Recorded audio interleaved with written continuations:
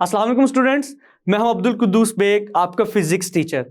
आज हम स्टार्ट करने जा रहे हैं चैप्टर नंबर 2 के बहुत ही इंपॉर्टेंट आर्टिकल को, जिसका नाम है addition of vectors by rectangular components. तो स्टार्ट करते हैं आज के टॉपिक को। स्टूडेंट्स, हमारा आज का टॉपिक बहुत ही इंपॉर्टेंट है, जिसमें हम वेक्टर्स को ऐड करेंगे बाय रेक्टेंगुलर कंपोनेंट्स। तो स्टूडेंट्स, टॉपिक की हेडिंग आप देख सकते हैं, vector addition by rectangular components. तो इस टॉपिक को स्टार्ट करते हैं इंट्रोडक्शन से।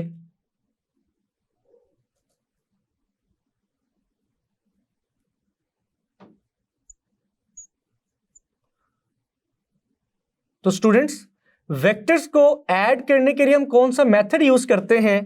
Obviously it is head to tail rule. तो स्टूडेंट्स, हम लिखेंगे we can add vectors by rectangular components by a method which is called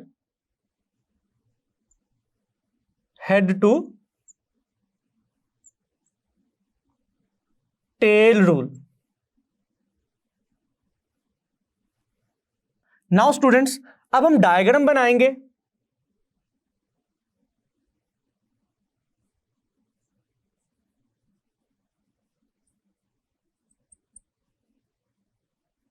students, diagram में हम देखेंगे we have two vectors A and B, जिनको हम head to tail rule method से add करेंगे और रिजल्टेंट वेक्टर आर आएगा। तो students, for example we have a x y plane. Students, diagram बहुत इंपॉर्टेंट है क्योंकि it is little bit complex, तो हम इसको स्टेप बाय स्टेप कंप्लीट करेंगे। Now students, for example students, first of all we have a first vector A which is represented bye a directed line OM। हमारे पास एक vector A है जिसको हम represent करेंगे OM से। Now students, we have a second vector B which is represented by a directed line ON. Now students, अब हम vector B को वेक्टर A में ऐड करेंगे with the help of head to tail rule, जिसके लिए मैं vector B को redraw करूंगा on the head of vector A। तो आप देख सकते हैं students, this is vector B। और स्टूडेंट्स, रिजल्टेंट वेक्टर कैसे आएगा? by joining the tail of the first vector with the head of the last vector. So students, this is the resultant vector R, which is equal to A plus B, and resultant vector is represented by a directed line OP. Now students, step number 1 हमने complete कर लिया है। हमने A और B को add किया और हमारे पास रिजल्टेंट वेक्टर R आया। नाउ स्टूडेंट्स, जैसा कि हमने प्रीवियस लेक्चर में सीखा कि किस तरह से एक वेक्टर को उसके रेक्टेंगुलर कंपोनेंट्स में डिवाइड किया जा सकता है, सिमिलरली स्टूडेंट्स, हम वही मेथड यहां पर अप्लाई करेंगे, जिसमें हम सबसे पहले वेक्टर ए को उसके रेक्टेंगुलर कंपोनेंट्स में डिवाइड करेंगे, देन हम वेक्टर बी को उसके रेक्टेंगुलर कंपोनेंट्स में डिवाइड करेंगे। तो आप देख सकते हैं वेक्टर ए के 2 कंपोनेंट्स क्या होंगे? This is AY, the Y component of vector A, and students, this will be the X component of vector A, AX.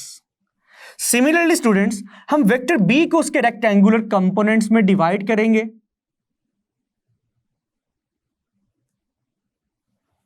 This is the perpendicular component which is equal to BY. And students, this is the X component of vector B which is equal to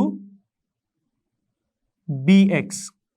और diagram को symmetrically बनाने के लिए हम AY के सामने एक parallel line draw कर सकते हैं, जो कि किसके इक्वल होगी? AY ही के इक्वल होगी। नाउ स्टूडेंट्स, डायग्राम को कंप्लीट करने के लिए हम वेक्टर ए के एक्स कंपोनेंट को रिप्रेजेंट करेंगे OQ से, एंड वेक्टर बी के एक्स कंपोनेंट को रिप्रेजेंट करेंगे क्यू आर से। एंड स्टूडेंट्स यहां पर हम एस अल्फाबेट लिखेंगे। तो स्टूडेंट्स एक्स और वाई कंपोनेंट्स बनाने के बाद जिस तरह स्टूडेंट्स मैंने वेक्टर ए और बी को ऐड किया, रिजल्टेंट वेक्टर क्या आया? आर। अगर स्टूडेंट्स हम वेक्टर ए के एक्स कंपोनेंट और वेक्टर बी के एक्स कंपोनेंट को ऐड करें तो हमारे पास आएगा resultant of x components which is represented by R x.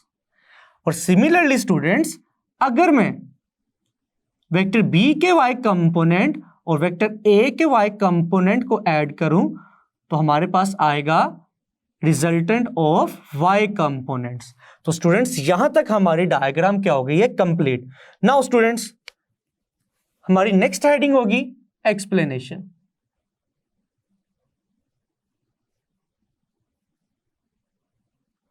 और स्टूडेंट्स डायग्राम में जो भी वर्किंग हमने की है सबसे पहले हम उसको एक्सप्लेन करेंगे अगर एग्जाम में यही क्वेश्चन आ जाता है तो। नाउ स्टूडेंट्स डायग्राम को कंप्लीट करने के बाद आप देख सकते हैं रिजल्टेंट आर वेक्टर कैसे आया? By adding vector A and B. And vector A is represented by O M, vector B is represented by O N और M P, and the resultant vector is represented by O P. तो students हम लिख सकते हैं अगर हम O M को M P में ऐड करें तो हमारे पास रिजल्ट क्या आएगा? ओपी।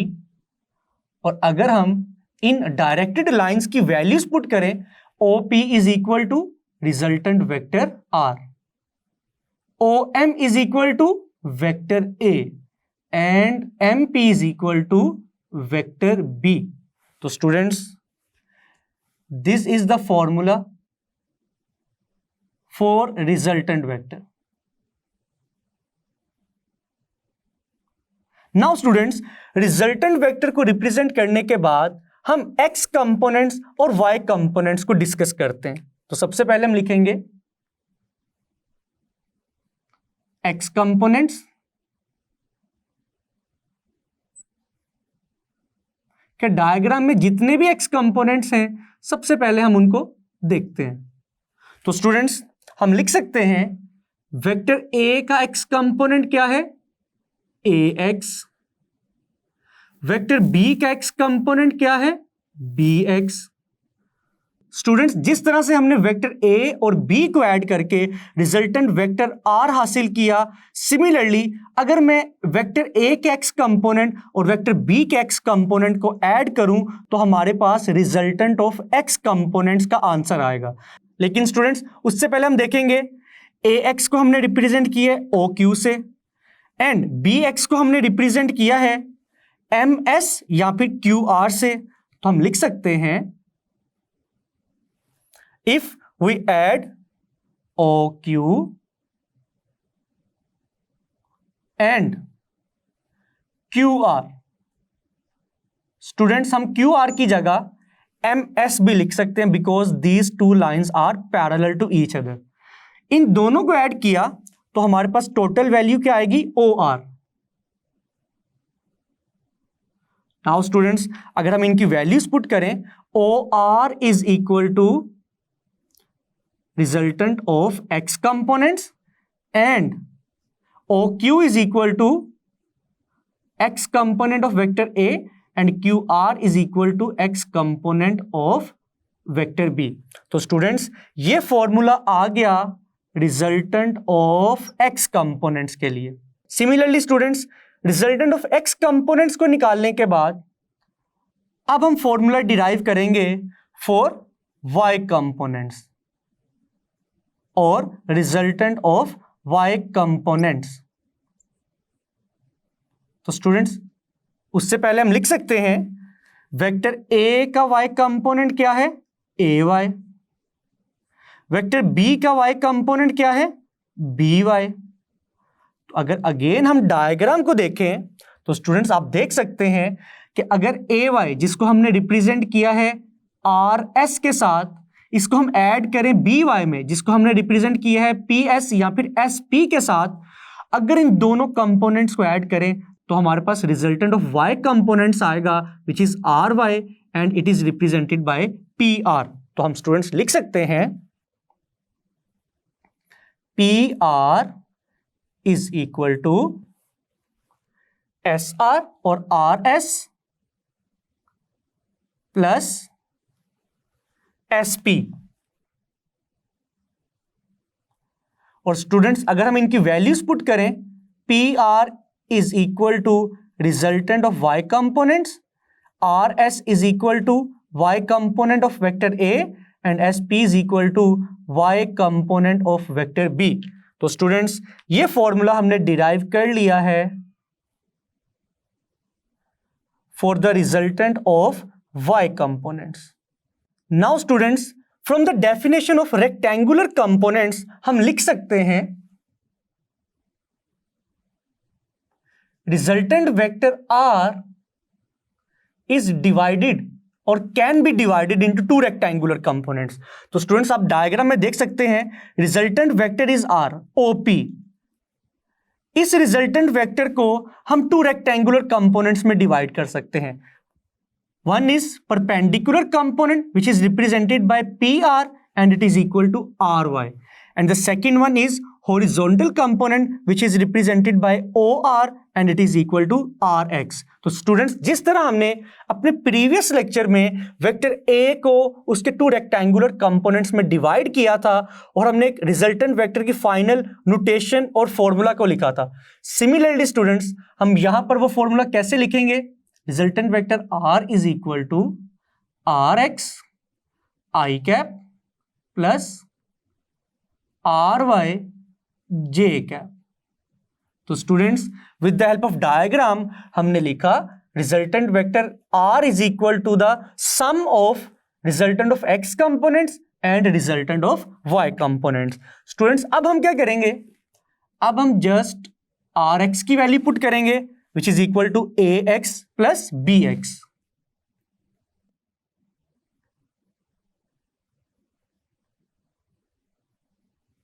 एंड स्टूडेंट्स RX की वैल्यू को पुट करने के बाद हम RY की वैल्यू पुट करेंगे which is equal to AY plus BY।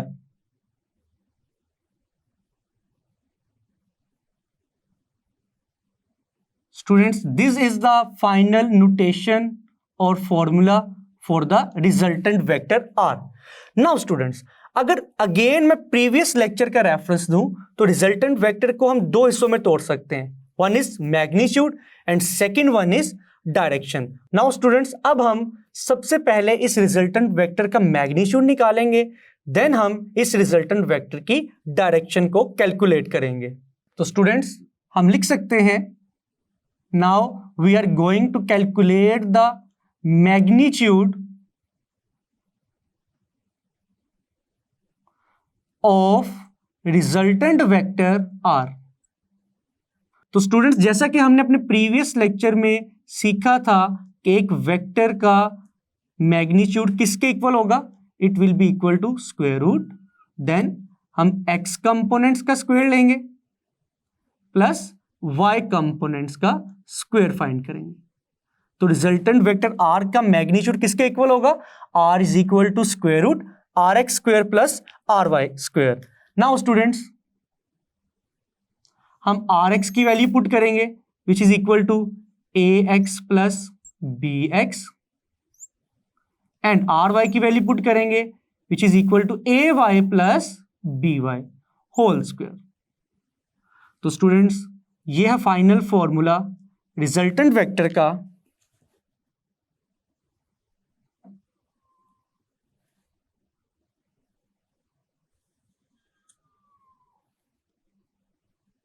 Now students magnitude के फॉर्मूला को डिराइव करने के बाद अब हम रिजल्टेंट वेक्टर की डायरेक्शन को कैलकुलेट करते हैं। तो हम लिखेंगे now we are going to calculate the direction of resultant vector R। तो स्टूडेंट्स अगेन अपने प्रीवियस लेक्चर में हमने रिजल्टेंट वेक्टर की डायरेक्शन को निकालने के लिए एक फॉर्मूला यूज किया था which is equal to theta is equal to tangent inverse AY divided by AX, means numerator में Y कंपोनेंट आएगा, डिनोमिनेटर में X कंपोनेंट आएगा। तो इस केस में हमारा फॉर्मूला क्या बनेगा, theta is equal to tangent inverse resultant of Y components divided by resultant of X components. Students, जब भी हम डायरेक्शन फाइंड करना चाहें तो हम ये फॉर्मूला यूज करेंगे जिसमें न्यूमरेटर में हमेशा Y कंपोनेंट आएगा और डिनोमिनेटर में हमेशा X कंपोनेंट आएगा। नाउ स्टूडेंट्स, अब हम इस फॉर्मूला में RY और RX की वैल्यूज को पुट करेंगे। RY is equal to AY plus BY and RX is equal to AX plus BX। तो students, this is the final formula for the direction of resultant vector R.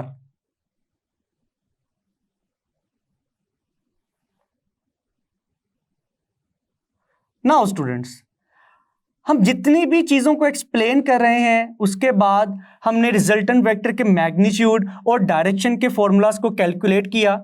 ये दोनों formulas हमने लिखे हैं for two vectors. जैसा कि आप diagram में देख सकते हैं हमारे पास सिर्फ दो वेक्टर्स हैं A एंड B, लेकिन स्टूडेंट्स अगर इन टू वेक्टर्स के अलावा हमारे पास n number of coplanar vectors हो, वेक्टर A और B के अलावा वेक्टर C हो, D हो, E हो एंड सो ऑन, तो हम लिखेंगे इन दोनों फॉर्मूलाज को फॉर n वेक्टर्स। अब हम रिजल्टेंट वेक्टर R के मैग्नीट्यूड और डायरेक्शन के फॉर्मूलाज को लिखेंगे फॉर n कोप्लेनर वेक्टर्स, जो कि हमारे जनरल फॉर्मूलाज होंगे, जो कि किसी भी नंबर ऑफ वेक्टर्स के लिए हम इस्तेमाल कर सकते हैं।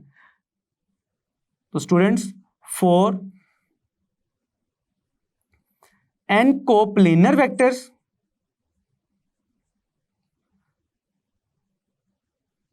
स्टूडेंट सबसे पहले आपको कोप्लेनर वेक्टर्स का पता होना चाहिए। को का मतलब होता है same,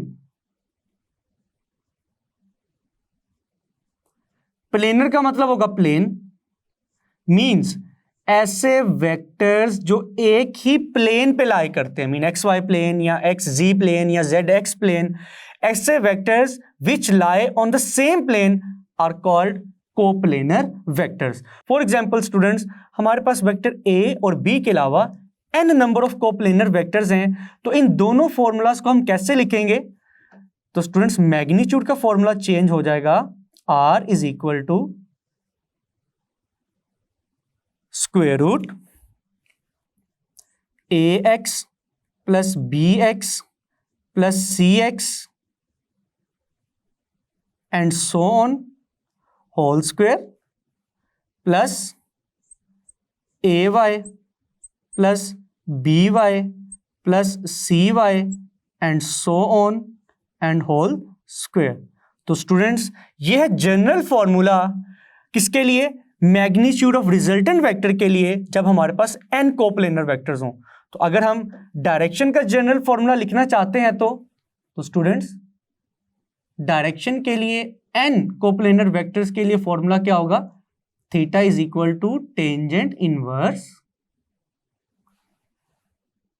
AY plus BY plus CY and so on divided by AX plus BX plus CX and so on।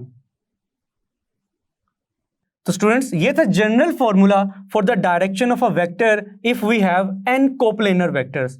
Students, यहां तक हमने इस टॉपिक को कंप्लीट करने के लिए जितने भी स्टेप्स को फॉलो किया है, अब हम उन तमाम स्टेप्स को समरी की फॉर्म में डिस्कस करेंगे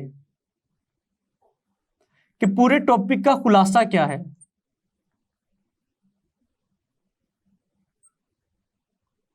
तो स्टूडेंट्स, सबसे पहले हमने क्या किया? सबसे पहले हमने गिवन वेक्टर्स के x कंपोनेंट्स और y कंपोनेंट्स को फाइंड किया। तो आप लिख सकते हैं in step number 1, find the x components and y components of vector a and b। Now students, step 2 में हमने क्या किया? हमने वेक्टर a और वेक्टर b के जो x कंपोनेंट्स को निकाला था, इनको ऐड करने से हमने रिजल्टेंट ऑफ x कंपोनेंट्स की वैल्यू को कैलकुलेट किया। देन सिमिलरली हमने ए वाई एंड बी वाई को ऐड करके रिजल्टेंट ऑफ वाई कंपोनेंट्स की वैल्यू को ऐड किया। तो स्टूडेंट्स स्टेप 2 और 3 में हम लिखेंगे we find the resultant of x components which is equal to A x plus B x. And students next step में हमने रिजल्टेंट ऑफ वाई कंपोनेंट्स की वैल्यू को कैलकुलेट किया which is equal to A y plus B y. Now students फिर हमने क्या किया, फिर हमने रिजल्टेंट वेक्टर के मैग्नीट्यूड को कैलकुलेट किया जिसका फॉर्मूला क्या था, R is equal to square root are x square plus R y square. Then students resultant vector का मैग्नीट्यूड निकालने के बाद हमने रिजल्टेंट वेक्टर की डायरेक्शन को कैलकुलेट किया which is equal to theta is equal to tangent inverse R y divided by R x.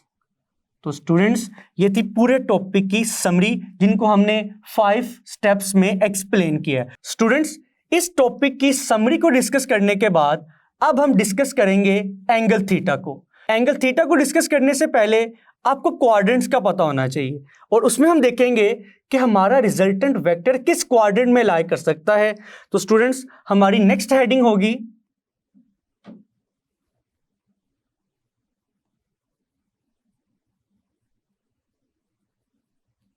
Quadrant for resultant vector R, कि resultant vector R किन किन क्वाड्रेंट्स में कब और कैसे लाई कर सकता है। लेकिन इससे पहले आपको क्वाड्रेंट का पता होना चाहिए।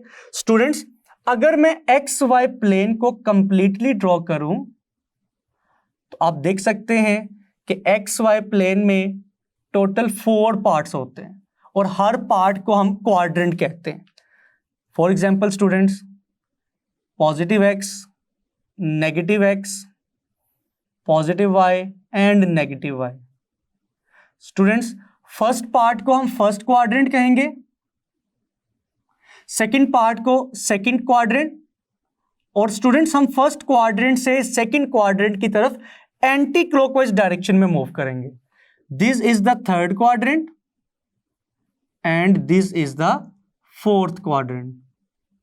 नाउ स्टूडेंट्स अब देख सकते हैं अगर फर्स्ट क्वाड्रेंट की बाउंड्री की बात की जाए, first quadrant positive X axis और पॉजिटिव वाई एक्सिस से मिलकर बने, तो हम लिख सकते हैं कि फर्स्ट क्वाड्रेंट में एक्स एक्सिस हमेशा पॉजिटिव होगा और वाई एक्सिस भी हमेशा क्या होगा, पॉजिटिव होगा।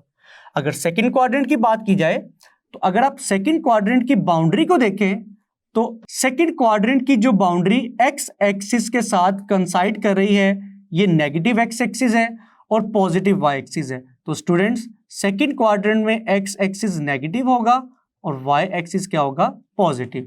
अगर थर्ड क्वाड्रेंट की बात की जाए स्टूडेंट्स, थर्ड क्वाड्रेंट में दोनों एक्सिस की वैल्यूज क्या होंगी, नेगेटिव।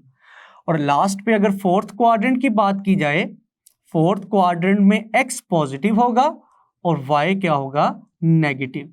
नाउ स्टूडेंट्स अब इस फॉर्मूला की तरफ हम वापस आते हैं। स्टूडेंट्स डायरेक्शन का फॉर्मूला है theta is equal to tangent inverse R y over R x. Direction को निकालने के लिए हम डायरेक्ट थीटा की वैल्यू को कैलकुलेट नहीं करते, बल्कि डायरेक्शन की वैल्यू को कैलकुलेट करने के लिए हम सबसे पहले आर वाई और आर एक्स की मदद से जो एंगल की वैल्यू निकालते हैं students, it is equal to phi. It is Greek letter phi and it is equal to tangent inverse R y over R x. तो स्टूडेंट्स फर्स्ट एंगल जो हम कैलकुलेट करते हैं वो थीटा नहीं होता, वो बल्कि फाई होता है। और थीटा की वैल्यू कभी फाई के इक्वल आएगी, कभी थीटा को निकालने के लिए हम फाई की वैल्यू को 180 से सब्ट्रैक्ट करेंगे, कभी 180 में ऐड करेंगे, कभी 360 से सब्ट्रैक्ट करेंगे। तो ये डिफरेंट पॉसिबिलिटीज कैसे पता चलेंगी, उसके लिए स्टूडेंट्स हमारे पास 4 केसेस हैं। फॉर एग्जाम्पल स्टूडेंट्स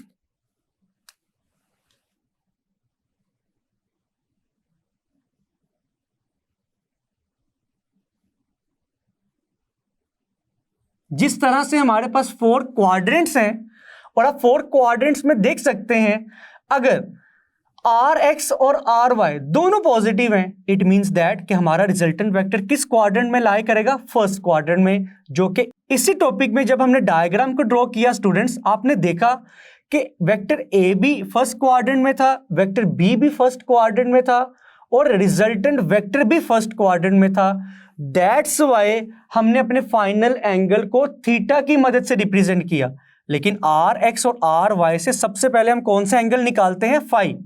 लेकिन स्टूडेंट्स याद रखिएगा, जब दोनों vectors means resultant of x components and resultant of y components दोनों पॉजिटिव हो, इसका मतलब है कि दोनों कंपोनेंट्स, दोनों वेक्टर्स किस क्वाड्रेंट में लाई कर रहे हैं, फर्स्ट क्वाड्रेंट में। और फर्स्ट क्वाड्रेंट में इस फॉर्मूला से जो वैल्यू हम फाई की निकालेंगे वही वैल्यू थीटा की होगी। तो 4 केसेस में से फर्स्ट केस क्या होगा students, if R x is positive and ry is also positive, then students our resultant vector lies in the first quadrant. For example students, अगर डायग्राम की मदद से मैं इसको रिप्रेजेंट करूं, this is the first quadrant and this is our resultant vector R, and students यहां पर direction की वैल्यू क्या होगी, जो वैल्यू हम इस फॉर्मूला से फाई की निकालेंगे, दिस इज एंगल फाई। इस केस में थीटा की वैल्यू भी वही होगी जो कि हमने, और इसी केस को हमने इस टॉपिक में डिस्कस किया। ऐसा क्यों है स्टूडेंट्स, आपको मालूम है कि हम डायरेक्शन की वैल्यू, फाई की वैल्यू या थीटा की वैल्यू आर एक्स और आर वाई से कैलकुलेट करेंगे। R y is the perpendicular component, R x is the horizontal component. Students इस केस में आर वाई और आर एक्स से जो एंगल कैलकुलेट होगा, it is equal to phi and phi is equal to theta. Students अगर हम second case को discuss करें, तो स्टूडेंट्स सेकंड केस में क्या होगा, if R x is negative and R y is positive. तो स्टूडेंट्स अगर ये दो पॉसिबिलिटीज हो कि आर एक्स नेगेटिव है, आर वाई पॉजिटिव है, देन रिजल्टेंट वेक्टर किस क्वाड्रेंट में होगा, सेकंड क्वाड्रेंट में। अगर डायग्राम की मदद से इसको रिप्रेजेंट किया जाए तो स्टूडेंट्स आप देख सकते हैं, फॉर एग्जाम्पल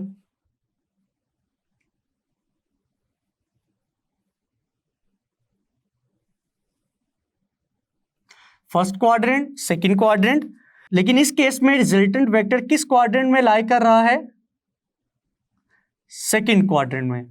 तो स्टूडेंट्स आर एक्स और आर वाई की वैल्यूज जब हम इस फॉर्मूला में पुट करेंगे तो हमारे पास तो थीटा नहीं आएगा, हम किसकी वैल्यू को कैलकुलेट करेंगे, फाई की वैल्यू को।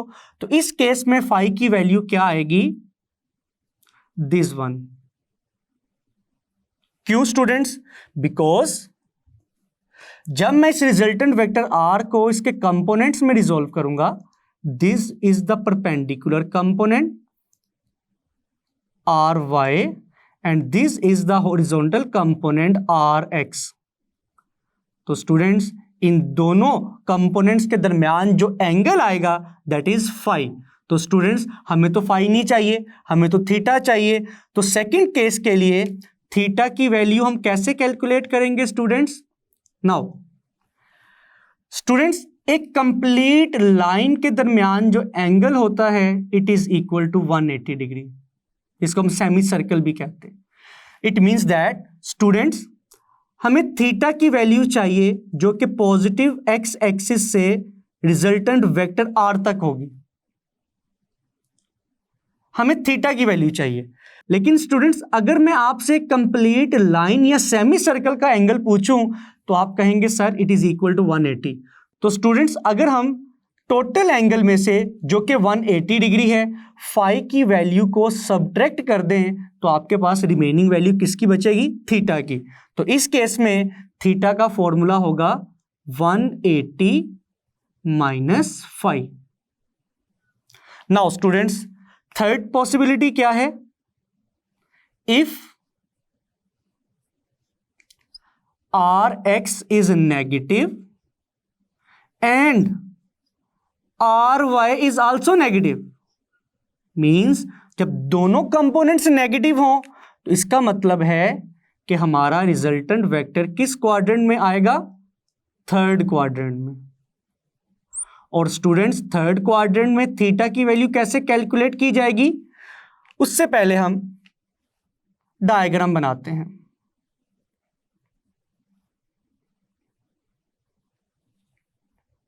स्टूडेंट्स, थर्ड क्वाड्रेंट में हमारा वेक्टर किस तरह से मौजूद होगा? It is our resultant vector R. Now students, again R X and R Y की वैल्यूज की मदद से जो हम एंगल की वैल्यू निकालेंगे, it is equal to phi. और फाई इस केस में कहां पर बनेगा? This one. ऐसा कैसे students? This is the y component of resultant vector r and this is the x component of resultant vector r। तो अगेन इन दोनों कंपोनेंट्स के दरमियान जो एंगल बन रहा है इट इज फाई, जो कि यहां बनेगा। लेकिन स्टूडेंट्स, हमने इस केस में थीटा की वैल्यू कैलकुलेट करनी है which will be equal to this one. Theta की वैल्यू पॉजिटिव एक्स एक्सिस से रिजल्टेंट वेक्टर आर तक कैलकुलेट की जाएगी। तो अगर अगेन मैं आपसे पूछूं कि कंप्लीट लाइन में एंगल की वैल्यू क्या होती है? 180। तो इट मींस दैट आप देख सकते हैं कि इस केस में अगर मैं 180 में फाई की वैल्यू को ऐड कर दूं तो हमारे पास टोटल एंगल थीटा की वैल्यू आएगी। तो इस केस में थीटा का फॉर्मूला आएगा theta is equal to 180 plus 5। Now students, last possibility क्या है कि अगर आर एक्स पॉजिटिव हो एंड आर वाई नेगेटिव हो, इट मींस दैट कि रिजल्टेंट वेक्टर किस क्वाड्रेंट में लाई करेगा? फोर्थ क्वाड्रेंट में। तो स्टूडेंट्स, फोर्थ क्वाड्रेंट में अगर हम रिजल्टेंट वेक्टर की डायरेक्शन निकालना चाहते हैं, थीटा की वैल्यू कैलकुलेट करना चाहते हैं, तो उसके लिए सबसे पहले हम डायग्राम बनाएंगे।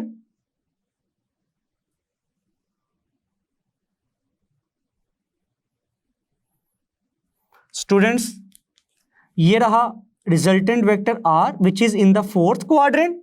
नाउ अगर इस रिजल्टेंट वेक्टर को अगेन इसके कंपोनेंट्स में रिजोल्व किया जाए तो this is the y component, this is also the y component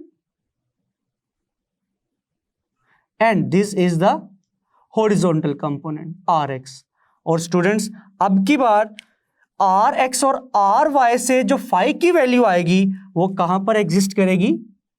this one. लेकिन स्टूडेंट्स, हमने तो थीटा की वैल्यू कैलकुलेट करनी है जो कि पॉजिटिव एक्स एक्सिस से रिजल्टेंट वेक्टर आर तक होगी। तो स्टूडेंट्स, अगर मैं आपसे पूछूं कि एक कंप्लीट सर्कल में कितना एंगल होता है, एक कंप्लीट रोटेशन में कितना एंगल होता है, तो आप कहेंगे सर 360 डिग्री। तो अगेन स्टूडेंट्स, हमें तो यहां पर पूरा एंगल चाहिए ही नहीं है, थीटा यहां पर कंप्लीट रोटेशन के इक्वल नहीं है। तो इस केस में हम क्या करेंगे? हम पूरे एंगल में से जो कि 360 है, अगर फाई की वैल्यू को सब्ट्रैक्ट कर दें तो हमारे पास थीटा की वैल्यू आ जाएगी और थीटा के फॉर्मूले को हम लिख सकते हैं 360 माइनस 5। तो स्टूडेंट्स, याद रखिएगा, जब दोनों कंपोनेंट्स पॉजिटिव हों तो आपका रिजल्टेंट वेक्टर फर्स्ट क्वाड्रेंट में लाई करेगा और रिजल्टेंट वेक्टर के थीटा की वैल्यू फाई के वैल्यू के इक्वल आएगी। और फाई की वैल्यू हम कहां से कैलकुलेट करेंगे? With the help of this formula. अगर स्टूडेंट्स आर एक्स नेगेटिव हो, आर वाई पॉजिटिव हो, it means that resultant vector second quadrant में लाई करेगा जिसके लिए थीटा की वैल्यू कैलकुलेट करने के लिए हम 180 माइनस 5 का फॉर्मूला यूज करेंगे। लेकिन स्टूडेंट्स अगर दोनों कंपोनेंट्स नेगेटिव हो तो आपका रिजल्टेंट वेक्टर थर्ड क्वाड्रेंट में लाई करेगा, जिसके लिए थीटा की वैल्यू कैलकुलेट करने के लिए हम ये फॉर्मूला यूज करेंगे, theta is equal to 180 plus 5। और स्टूडेंट्स अगर आर एक्स पॉजिटिव हो, आर एक्स नेगेटिव हो तो रिजल्टेंट वेक्टर फोर्थ क्वाड्रेंट में लाई करेगा, और फोर्थ क्वाड्रेंट में थीटा की वैल्यू कैलकुलेट करने के लिए हम जो फॉर्मूला यूज करेंगे वो है 360 माइनस 5। स्टूडेंट्स ये 4 पॉइंट्स बहुत ही इंपॉर्टेंट हैं। ये 4 पॉइंट्स एमसीक्यूज के तौर पर भी पूछे जा सकते हैं, इनमें से शॉर्ट क्वेश्चन भी आ सकता है। तो याद रखिएगा कि क्वाड्रेंट्स के लिए 4 पॉसिबिलिटीज कौन कौन सी हैं। लास्ट पॉइंट इज स्टूडेंट्स, जब हम न्यूमेरिकल्स के अंदर रिजल्टेंट वेक्टर की वैल्यू कैलकुलेट करेंगे और अगर हमें आर एक्स और आर वाई में से दोनों या कोई नेगेटिव वैल्यू में गिवन है, तो जब हम आर एक्स और आर वाई की वैल्यू को फाई के फॉर्मूले में पुट करेंगे तो देन हम आर वाई और आर एक्स को पॉजिटिव कंसीडर करेंगे। लेकिन अगर आर एक्स और आर वाई में से कोई एक या दोनों नेगेटिव हैं तो नेगेटिव साइन हम फॉर्मूले में पुट नहीं करेंगे। नेगेटिव और पॉजिटिव साइन जस्ट हमें ये चीज बता रहा है कि रिजल्टेंट वेक्टर किस क्वाड्रेंट में लाई करेगा। स्टूडेंट्स आज हमने addition of vectors by rectangular components के टॉपिक को कंप्लीट किया है। ये टॉपिक बोर्ड के पॉइंट ऑफ व्यू से बहुत इंपॉर्टेंट है, इसको अच्छे से प्रिपेयर कीजिएगा। मिलते हैं नेक्स्ट लेक्चर में, तब तक के लिए अपना ख्याल रखिएगा। अल्लाह हाफिज।